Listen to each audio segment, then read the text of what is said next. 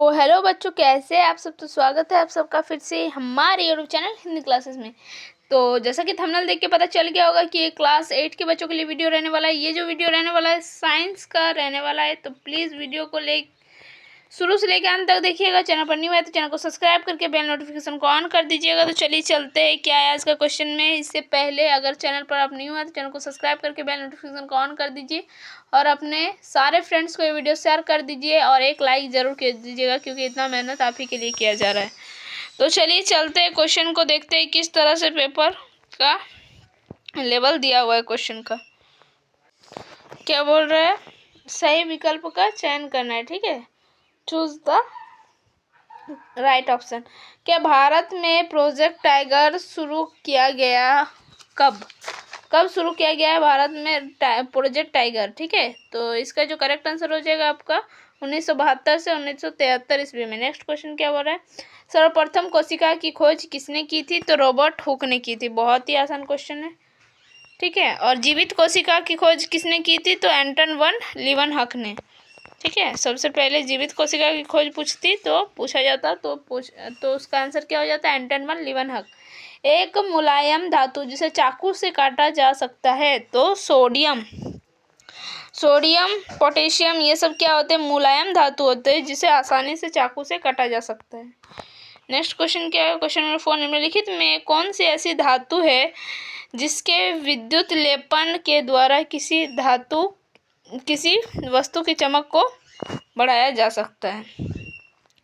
क्या बोले, एक ऐसी कौन सी धातु है जिसमें क्या बोले जिसके विद्युत लेपन के द्वारा किसी वस्तु की चमक को बढ़ाया जा सकता है। तो वो क्या हो जाएगा, क्रोमियम। ठीक है, क्रोमियम से हम किसी भी क्रोमियम में कैसा धातु है जिससे हम इसका विद्युत लेपन करके किसी भी वस्तु का चमक को बढ़ा सकते हैं। संचारणीय रोग का सबसे प्रमुख कारण कौन है। संचारीय रोग का सबसे प्रमुख कारण क्या है आपका, घरेलू मक्खी। ठीक है, हाउस फ्लाई जिसको बोलते हैं, कम्युनिकेबल डिजीज का मेन कॉज। निम्नलिखित में कौन सा जंतु जरायुज है। ठीक है, जिसको इंग्लिश में क्या बोलते हैं, which of the following is a viviparous. इनमें से कौन सा है, विविपेरस है। ठीक है, तो इसका करेक्ट आंसर क्या हो जाएगा आपका, ऑप्शन नंबर ए, मनुष्य। नेक्स्ट क्वेश्चन क्या चलते हैं, शुष्क मौसम में बालों में कंघी करने पर वह बिखर जाते हैं, इसके लिए कौन सा बल उत्तरदायी है। तो इसके लिए कौन सा बल होता है, जो जब हम शुष्क मौसमों में बालों पर कंघी करते हैं तो वो कुछ देर बाद क्या होता है, फिर बिखर जाते। क्यों, क्योंकि उसमें क्या होता है, इलेक्ट्रोस्टैटिक फोर्स होता है, स्थिर विद्युत बल।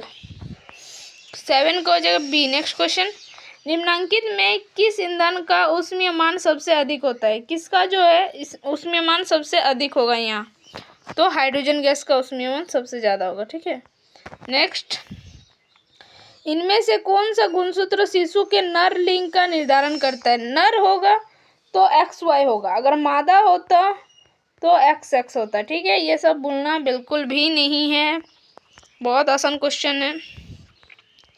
मानव नेत्र में वस्तु का प्रतिबिंब किस भाग में बनता है। तो वस्तु का जो प्रतिबिंब होता है मानव नेत्र में रेटिना पर बनता है। अगर बोलता है नेत्रदान के समय नेत्र का कौन सा अंग दान में दिया जाता है, तो कॉर्निया। ठीक है, अगर नेत्रदान में नेत्र का कौन सा पार्ट अगर दान करता है तो कॉर्निया हो जाता। लेकिन यहाँ पर बोलता है प्रतिबिंब किस भाग में बनता है मानव नेत्र का, तो रेटिना पे। ऑप्शन नंबर ए जो है करेक्ट हो जाएगा। ठीक है, बहुत सारा ऐसे भी क्वेश्चन बता रहे हैं जो आप लोग इसको नोट डाउन जरूर कीजिएगा। क्या है, खरीफ फसल का उदाहरण है, खरीफ फसल और रबी फसल। खरीफ फसल में क्या क्या आ जाएंगे आपका, धान ये सब आ जाएगा आपका खरीफ फसल। रबी फसल में आ जाएगा आपका गेहूँ, चना ये सब। ठीक है, आलू वगैरह। सौर परिवार में कितने ग्रह है। तो सौर परिवार में कुल 8 ग्रह है। ठीक है, घर्षण हमेशा क्या बोलता है, घर्षण हमेशा क्या हानिकारक ही होता है या लाभदायक होता है, ना हानिकारक और ना ही लाभदायक। कुछ मामले में यह हानिकारक है और कुछ मामले में लाभदायक होता है। कौन? घर्षण। ऑप्शन नंबर इसका डी जो है करेक्ट हो जाएगा। जो फ्रिक्शन इज ऑलवेज तो harmful in some cases and beneficial in some cases. क्या है? पैराशूट बनाने में किस रेशे का उपयोग किया जाता है? पैराशूट बनाने में बोल रहे हैं किस रेशे का उपयोग किया जाता है? तो नायलॉन का। ठीक है, नायलॉन का यूज करते हैं। मानव के कानों के लिए जो श्वेता परास है कितना? ये जो बोल रहा है, ठीक है, the range of audibility for the human ear is. तो इसका करेक्ट आंसर क्या हो जाएगा? ऑप्शन नंबर ए, 20 हर्ज से 20,000 हर्ज। ठीक है, ऑप्शन नंबर ए जो है करेक्ट हो जाएगा। क्या बोल रहे हैं नेक्स्ट क्वेश्चन? किस यंत्र के उपयोग से भूकंप की तरंगों को रिकॉर्ड किया जाता है? भूकंप की तरंगों को हम लोग किस यंत्र से रिकॉर्ड कर सकते हैं? तो उसको क्या कहते हैं? तो उसको हम लोग क्या कहते हैं? भूकंप लेखी। ऑप्शन नंबर सी जो है करेक्ट हो जाएगा। नेक्स्ट क्वेश्चन कर चलते हैं। विश्व तापन का प्रमुख कारण है। तो विश्व तापन का प्रमुख कारण क्या है आपका? कार्बन डाइऑक्साइड का मात्रा बढ़ना। ठीक है, ये कार्बन डाइऑक्साइड बढ़ते जा रहा है जिससे हमारा ओजोन लेयर क्षय हो रहा है। ठीक है, जिससे प्रकाश से आने वाले पराबैंगनी किरणें हमारे ग्लोबल को हार्म कर ले रही है। ठीक है, तो the main cause of global warming is increase amount of CO2। क्या है? संकटापन्न प्रजातियां है। तो इनमें से कौन सा है? बोल रहा है संकटापन्न प्रजातियां है। Undamaged species is. तो बाघ। ठीक है, बाघ हो सकता है आने वाले दिनों में ना दिखे क्योंकि ये संकट में है। संकटपन्न प्रजातियां बोलते हैं इसको। ठीक है, जंतु कोशिका में क्या अनुपस्थित होता है? जंतु कोशिका में क्या अनुपस्थित होता है? तो कोशिका भित्ति जो होती है वो प्लांट सेल्स में होती है, तो ये जंतु कोशिका में अनुपस्थित होती है। जल के शुद्धिकरण में किस अधातु का उपयोग किया जाता है? जल का शुद्धिकरण में हम लोग क्लोरीन का यूज करते हैं। ठीक है, Which non-metal is used in purification of water? Chlorine. विश्व के पहले प्रतिजैविक का नाम? The name of world first antibiotic is penicillin. कहाँ दिख रहा है? Option number D, penicillin. ठीक है, इसके लिए नोबेल प्राइज दिया गया है। किसको? साइंटिस्ट को। ठीक है, अलेक्जेंडर फ्लेमिंग। नेक्स्ट क्या बोल रहा है? पानी में हाइड्रोजन और ऑक्सीजन का अनुपात कितना है? पानी का जो अगर फॉर्मूला देखे तो क्या होता है? H2O। तो हाइड्रोजन के 2 अणु और ऑक्सीजन के 1 अणु। पानी में हाइड्रोजन और ऑक्सीजन का अणु पूछ रहे हैं ना। Hydrogen 2, oxygen 1, 2:1। Option number A जो दिख रहा है वो आपका करेक्ट हो जाएगा। निम्न में से किस जीव में द्विखंडन द्वारा जनन होता है? द्विखंडन द्वारा जनन किसमें होता है? तो अमीबा में जो होता है द्विखंडन होता है। ठीक है, नेक्स्ट क्या है? क्वेश्चन नंबर 23 हो चुका है। क्वेश्चन नंबर 24, द्रव का दबाव गहराई के बढ़ने से क्या होता है? द्रव का जो दबाव होता है गहराई बढ़ने से क्या होता है? तो बढ़ता है। जैसे जैसे द्रव का दबाव बढ़ेगा वैसे वैसे ही, जैसे जैसे हम गहराई को बढ़ाएंगे वैसे वैसे द्रव का दबाव भी बढ़ेगा। ईंधन के ऊष्मीय मान का मात्रक है, क्या होता है? kg या kJ। ठीक है, नेक्स्ट क्या है? किशोरावस्था की उम्र। किशोरावस्था किस उम्र को बोल सकते हैं हम लोग? ठीक है, तो इसका जो करेक्ट आंसर हो जाएगा 11 से 19 वर्ष को हम लोग किशोरावस्था बोलते हैं। ठीक है, एडोलसेंस एज। क्या बोल रहे हैं? सामान्य नेत्र के द्वारा पढ़ने के लिए सर्वाधिक सुविधाजनक दूरी कितना है? निकटतम बिंदु आपको याद रखना है 25 सेंटीमीटर। और दूरस्थ बिंदु आपका इन्फिनिटी। फूलों फलों एवं सब्जियों का बड़े पैमाने पर उत्पादन कहलाता है, तो इसको हम लोग क्या कहते हैं? Apiculture, horticulture, sericulture. तो 28 का क्या हो जाएगा? हॉर्टिकल्चर। ऑप्शन नंबर बी जो है करेक्ट हो जाए। किस ग्रह को प्रभात तारा या फिर संध्या तारा कहा जाता है? 29 का क्या हो जाएगा? तो शुक्र ग्रह को। नेक्स्ट क्या है?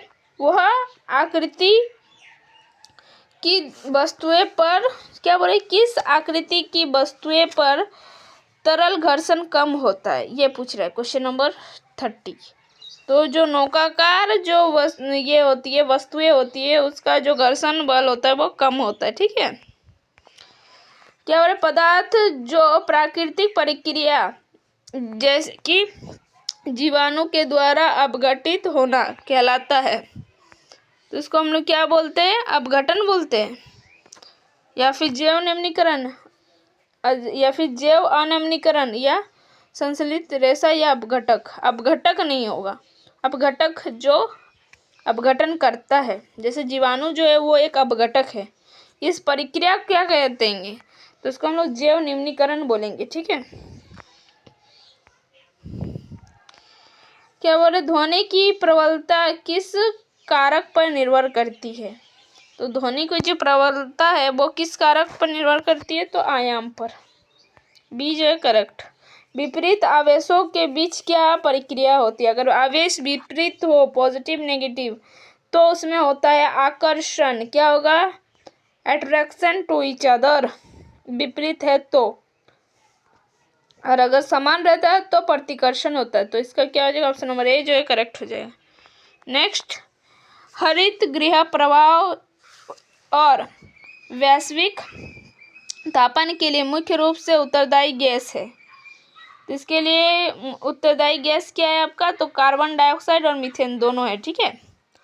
इसका हो जाएगा दोनों। नेक्स्ट, वह पुस्तक क्या बोल रहा है? वह पुस्तक जिसमें सभी संकटपन्न प्रजातियों का रिकॉर्ड रखा गया है उसको क्या कहते हैं? उस बुक का नाम पूछ रहा है। ठीक है। तो वो बुक कौन सा है आपका? तो रेड डाटा बुक। ठीक है। ऑप्शन नंबर डी जो है करेक्ट हो जाएगा। इंग्लिश में देख लीजिए, रेड डाटा बुक, हिंदी में लिखा है। क्या है? निम्न में कौन सा पदार्थ जीवाश्म ईंधन है?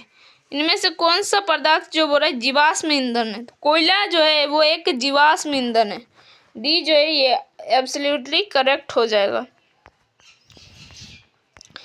कोशिका में कोशिका द्रव जो होता है के बीच खाली संरचना होती है, जिसे हम लोग क्या कहते हैं? तो उसको हम लोग क्या बोले? कोशिका। ये कोशिका में कोशिका द्रव जो होता है के बीच में एक खाली संरचना होती है, तो उस संरचना को हम लोग रिक्तिकाएं कहते हैं। क्या कहते हैं? रिक्तिकाएं, वैक्यूल्स। वो कौन सी अधातु कमरे के ताप पर भी वायु के साथ अभिक्रिया करते हैं? वो कौन सी अधातुएं हैं जो कमरे के ताप पर भी वायु के साथ अभिक्रिया करते हैं? मतलब ये बहुत ज़्यादा क्रियाशील होंगे। ठीक है। तो क्या है? व्हाइट फॉस्फोरस, श्वेत फॉस्फोरस। नेक्स्ट क्वेश्चन की ओर चलते हैं। क्वेश्चन नंबर 39, किण्वन की प्रक्रिया की खोज किसने की थी? तो किण्वन की प्रक्रिया की खोज किसने की थी? तो लुईस पास्चर ने। ठीक है। ऑप्शन नंबर डी जो है करेक्ट हो जाएगा। अब क्वेश्चन नंबर 40 क्या है? जब चालक विलयन में विद्युत धारा प्रवाहित की जाती है तब विलयन के रंग में परिवर्तन होता है, यह संकेत कहलाता है। जब चालक विलयन में विद्युत धारा प्रवाहित की जाती है तो विलयन का रंग में परिवर्तन होता है, तो ये संकेत जो होता है ये क्या कहलाता है? विद्युत धारा के रासायनिक प्रभाव, है ना? करेक्ट है। क्या विश्व के सर्वप्रथम एक भेड़ का क्लोन विकसित किया गया था जिसका नाम था क्या? उसका नाम क्या था? डॉली। क्या था? Dolly. A clone of ships was developed for the first time in the world, which was named as Dolly. तरल है, तरल क्या है? ठोस और द्रव, गैस और जो तरल जो होता है वो द्रव और गैस होता है, या फिर ठोस और गैस होता है, या इनमें से कोई नहीं। तो इसका करेक्ट आंसर आपका क्या हो जाएगा? जो द्रव और गैस जो होते हैं वो तरल होते हैं, ठीक है। Liquid and gas, fluid is, देख सकते हैं आप इंग्लिश में। क्या बोल रहे हैं नेक्स्ट क्वेश्चन 43 नंबर, विद्युत उपकरणों में लगी आग बुझाने के लिए सबसे अच्छा अग्निशामक है क्या? क्या लगा होता है? तो कार्बन डाइऑक्साइड, ठीक है। फायर एक्सटिंग्विशर बोला जाता है इसको, ठीक है। लड़कों के गले के सामने उभरा हुआ भाग कहलाता है क्या? एडम एप्पल या कंठमणि, ठीक है। ऑप्शन नंबर ए जो है करेक्ट हो जाएगा। ये लड़का के एडोलसेंस जो होता है, लड़का की किशोरावस्था को दर्शाता है। क्या बोलते हैं नेक्स्ट क्वेश्चन, क्वेश्चन नंबर 45, श्वेत प्रकाश जो है सूर्य के प्रकाश में कितने रंग होते हैं? तो 7 रंग होते हैं, ठीक है। ये भी बहुत आसान क्वेश्चन था। एक स्थान पर एक ही प्रकार के बड़े मात्रा में उगाए जाने वाले पौधे को क्या कहते हैं? एक ही स्थान पर बड़े मात्रा में उगाए जाने वाले पौधे को हम लोग क्या कहेंगे? तो इसको हम लोग फसल कहते हैं। क्या कहते हैं? फसल, क्रॉप। खगोलीय पिंडों के बीच की दूरी को किस इकाई से मापी जाती है? तो उसको हम लोग किस इकाई से मापेंगे? तो प्रकाश वर्ष में मापते हैं, ठीक है। खगोलीय पिंडों के बीच की दूरी को हम लोग मापने के लिए किस इकाई का उपयोग करते हैं? तो प्रकाश वर्ष। क्वेश्चन नंबर आपका 48, घर्षण चिकने सतहों की अपेक्षा जो होता है रुखड़े सतहों पर क्या होती है? अधिक होती है, ठीक है। क्या होती है? अधिक होती है। चिकना सतह में घर्षण कम होता है, जिस वजह से वो स्लिप करता है, चिकना सतह बहुत ज़्यादा, ठीक है, क्योंकि वहाँ घर्षण कम होता है। और जो रुखड़े सतह होती है उसमें घर्षण अधिक होता है। तो वही बोल रहा है, घर्षण चिकने सतह की अपेक्षा जो रुखड़े सतह पर अधिक होता है, ठीक है। क्या होता है? अधिक। नेक्स्ट क्वेश्चन, निम्न में कौन प्राकृतिक बहुलक है? इनमें से कौन सा है प्राकृतिक बहुलक? तो सेलुलोज, ठीक है। नेचुरल पॉलीमर इनमें से सेलुलोज है, ठीक है। नेक्स्ट क्या बोल रहा है, जो ध्वनि सुनने में अप्रिय लगती है उसे क्या कहते हैं? तो उसको हम लोग क्या बोलेंगे? शोर बोल देंगे। जो सुनने में अच्छा ना लगे तो उसको शोर, ठीक है। और जो सुनने में अच्छा लगा तो उसको हम लोग सुरीली ध्वनि बोल सकते हैं, संगीत भी बोल सकते हैं। तो बस आज के लिए इतना ही, फिर मिलते हैं नेक्स्ट वीडियो में। तब तक के लिए बाय बाय, टेक केयर, जय हिंद, वंदे मातरम, स्वस्थ रहिए, पढ़ते रहिए, धन्यवाद।